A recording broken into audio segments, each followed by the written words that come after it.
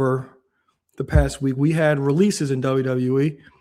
So WWE, they made their annual pretty much post-WrestleMania cuts, and on that list of WrestleMania cuts were Aleister Black, Zelina Vega, Kairi Sane, the entire Wyatt Sicks, Santos Escobar, Apollo Crews, Zoe Stark, Alba Fire, the Motor City Machine Guns, and NXT/development talent Andre Chase, Malik Blade, Tyra May Steele, I believe she won LFG, Serena Linton, Trill London, Tariq Igwe, Tyson DuPont, and Chris Island. And also during these releases, we had Sean Ross Sapp caught some heat. He caught some heat from Zelina Vega. So let's hear what Zelina Vega had to say about her release and from Sean Ross Sapp.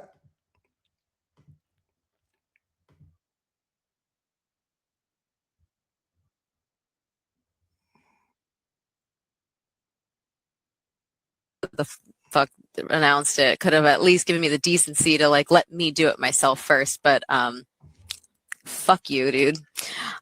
Secondly, again, I really appreciate everybody's support, because whether it's been now or 2020, you guys have had my back. Biggest thing is all right, so that was Zelina Vega on her release, and her hoping that wishing that Sean Ross Sapp was the one who Sean Ross Sapp allow her to announce her release. Now, as you guys know, if you've been with us for a long time, as wrestling fans, we get excited about, oh my God, Paige is back. Oh my God, this person's back, so on and so forth. But that means you still got to lose people. This is still a business. And it's the same thing as your favorite team. Like, if any of my friends or whatever, they know I can't stand Quez Watkins. Or as an Eagles fan, I cannot stand Quez Watkins because I think he cost them the Super Bowl against the Chiefs the first time. That's just my opinion. We can have that discussion at another time. But it's a business. You can't keep everybody. So that's how I see it. Somebody comes in, somebody has to go. Basketball, football, no matter what sport, there are cap casualties. It just happens. When it comes to wrestling, maybe because a lot of people don't view wrestling as much of a sport like the other sports, or major sport as the other ones. Maybe some people have more sympathy for them or feel differently. But when it comes to these releases, it's just a part of the business. Like, I hate to see a lot of these people go, because some of these people I did enjoy watching. But as always, if you enjoy watching them, you can follow them wherever they go. That's the fun part about wrestling. You can follow them wherever they go and really be a fan. You also have opportunities to meet them at cons, signings, unlike with regular sports. Now, when it comes to these releases, when I look at this list, I'm not quite surprised by a lot of them, because a lot of them were essentially people who weren't on TV or didn't really or weren't doing much at all in the last year or so. So I think the most glaring here might be Kairi Sane, because Kairi Sane was in a storyline with Asuka for the last 3 or 4, well, not even the past 3 or 4 months. I'll probably say maybe since the winter, about those two, and they never actually got a payoff. Now we got Asuka versus Io Sky going to be happening at Backlash next Saturday night, but Asuka and that whole Kairi Sane thing with Io and Asuka, that never really got a payoff with Kairi Sane actually involved. That might be the most glaring. Also, Aleister and Zelina, because we know that Aleister Black and Zelina, they were allegedly supposed to be the ones on that phone call with Randy Orton, and for them to possibly have been such an integral part of WrestleMania, to not be on the roster a month later is crazy. I personally like the pairing, but I think that Aleister Black's star kind of never got hit. I don't think he ever reached that height again in WWE. WWE didn't give him much to do on top of that, but I don't think his popularity or his peak was anywhere near to the level it was in 2019. And like I said, it could be WWE. WWE didn't always give him the best things to do. But the pairing with Zelina, I thought was great. I thought they looked good together.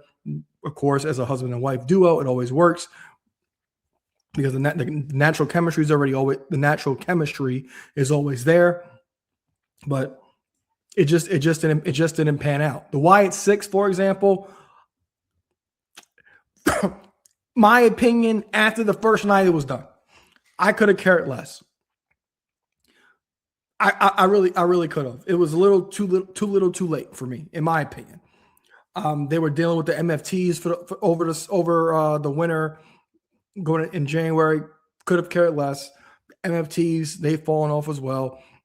The tag team division has been absolute trash in WWE for the longest time, and not quite shocked to see the Wyatt Sicks go. You go down the rest of this list. We had Apollo Crews. He's somebody who survived cuts over the last few years because he hasn't really been doing much for the longest time. Zoe Stark still on the shelf. Alba Fire, I'm shocked because she was pretty much on TV every week with Chelsea Green, a part of her Secret Service. The Motor City Machine Guns, that seemed more like a we got to keep you away from AEW thing. Me personally, they won the tag titles that first night, and they are one of the top tag teams in wrestling history. That's not an opinion. That's a fact because they really are. I would love to see them back in TNA, maybe run against the Hardys. But that one, not quite shocked to see. And in the developmental NXT ones, Andre Chase, since Chase U was shut down, really wasn't much for him to really do. And I did not watch LFG, so I'm not that familiar with Tyra May Steele. And like I said, this just comes with the territory. It really does. Nothing we can do about it when it comes to these releases. But I wish everybody well. I think everybody's going to land their feet because they always do. There's plenty of places to work. There are fans out there of all of these people. And I'm looking forward to see what they actually do. Aleister Black, there's tweets going around that nobody in AEW wants him back because he felt he was too good to take L's. So we'll see what happens with that. But I think Zelina is very talented. I think she could do great things, especially somewhere like an AEW or even TNA. I think Aleister Black and Zelina Vega should go to TNA. I think they would make a great duo in TNA. I really do, because TNA has been doing really good right now, putting on great television product. So I would like to see them there. We already know Kairi Sane is currently right back in Japan, according to reports. So that's it when it comes to WWE releases. Again, wish everybody well.